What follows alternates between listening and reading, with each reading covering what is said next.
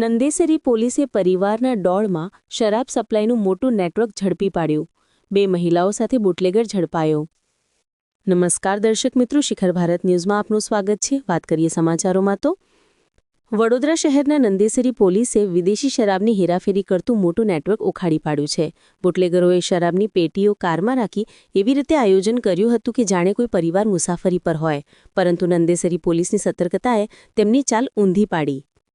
મળતી માહિતી મુજબ નંદેસરી પોલીસે બાતમીના આધારે વોચ ગોઠવી હતી કે સિલ્વર કલરની કિયા કારમાં વિદેશી શરાબનો જથ્થો લઈને કેટલાક શખ્સો નંદેસરી ચોકડી તરફ આવી રહ્યા છે. પોલીસે કાર રોકીને તપાસ કરતા તેમાં ચાલક સાથે 2 મહિલાઓ બેઠેલી મળી હતી. શરૂઆતમાં એવું લાગ્યું કે કોઈ પરિવાર જઈ રહ્યું છે, પરંતુ તપાસ કરતા અંદરથી લગભગ 55 પેટી વિદેશી શરાબની બોટલો મળી આવી. પોલીસે કાર ચાલક સહિત બંને મહિલાઓને કાબૂમાં લઈને લાખોની કિંમતનો વિદેશી દારૂ અને કાર કબજે લીધી છે. નંદેસરી પોલીસે આ મામલે કાયદેસરની કાર્યવાહી હાથ ધરી છે અને નેટવર્કના અન્ય સભ્યોની શોધખોળ શરૂ કરી છે.